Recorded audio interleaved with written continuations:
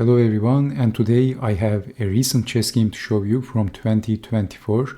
In this chess game we have Gukesh, the reigning world chess champion from India, and his opponent from Germany, Vincent Keymer, also a very strong super chess grandmaster, just like Gukesh. So this chess game was played in Prague in 2024. So d4, knight to f6, c4, and we have the Nimzo-Indian defense, so knight to f3, d6, and we see some conventional moves and giving up the bishop, asking a question, bishop goes back, rook over, and white castled.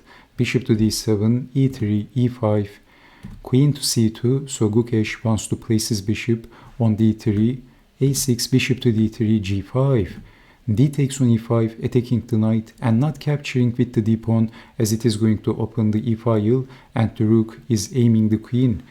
So d takes is going to be very dangerous. So this is why knight takes on e5, knight takes, rook takes, not again opening the d-file, and maybe retreating the bishop comes to mind, but Gukesh is going all the way, f4, attacking the rook, and also he can capture the pawn.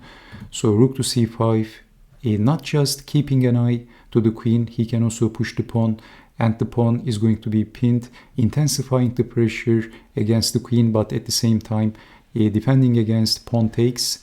So b4, and the rook is running out of squares, and then simply Gukesh captured the pawn, and we can say that Gukesh has a better position. And knight to g4, counter-attacking, so threatening to take and forking queen and the rook.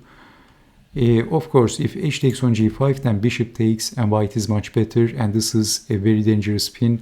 Actually, white is winning, black is lost. So knight to g4 and then check, king to f8, not king to g7, because this is going to lose the queen, this is check. So moving the king and then maybe defending the pawn comes to mind. So knight is attacking the pawn, but Gukesh is going all the way, rook from h to f1, allowing knight takes and forking both of the rooks and the queen. Was this a blunder? Of course not. Gukesh is the world chess champion, not a chess patzer. And we have queen to e7 by Vincent Keymer. Because if knight takes on e3, this was Gukesh's idea. Rook takes on f7, king takes on f7, and then checking the king, and black is getting checkmated. This is discovered checkmate. And after rook takes, check, if king to e7, the same story, black is going to get checkmated, checkmate. So there is forced checkmate. So this is why Vincent Keymer saw this, and he is defending queen to e7. And then g6, look at this move. This is also a discovery attack to the queen, sacrificing the bishop and intensifying the pressure from this open f-file. And we have f6, defending with pushing the pawn. If queen takes on h4, then smashing in with the rook. Only move, check, and you can't block with the knight because then capturing the queen. So moving the king and then check, and black is getting checkmated in this possible continuation. So queen takes bishop is going to be a bad move.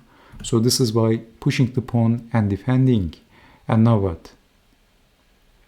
Well, in this position we see this amazing h3 move by Gukesh, attacking one of the key defenders of the f-pawn.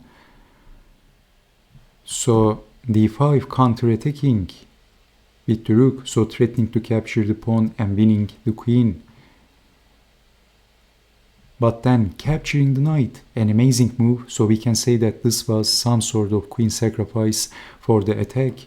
So rook takes on c4, losing the queen, but white has a very strong attack, the art of the attack by Gukesh. Rook takes on f6, moving the king, and now what?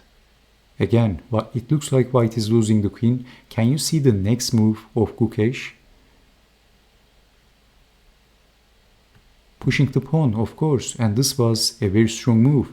Both threatening bishop to g6, which is going to be a very strong move, and at the same time we see this obvious threat, pushing the pawn and promoting the queen. g7, a very nice move, a very clever move by Gukesh. So rook takes, that's check, bishop takes, not allowing king takes and bishop to a4 cheapo. And then what else? Capturing the dangerous pawn If bishop to e6, then bishop check, moving the king, and bishop to f5 is going to be a very bad news, and black is lost. For example, like this. This is just one possibility. So we have queen takes on g7, defending the queen promotion, but bishop to g6 by Gukesh, and Keymer resigned.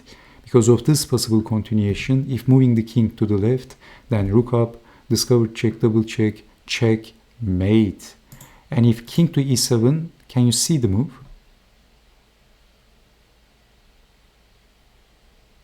Rook takes on a6, that's check, and this is the only move. We see the power of the bishop here as well, combining perfectly.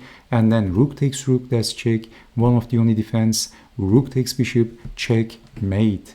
And thank you so much for watching, and I hope to see you next time. What an amazing attacking chess game. Take care and bye bye.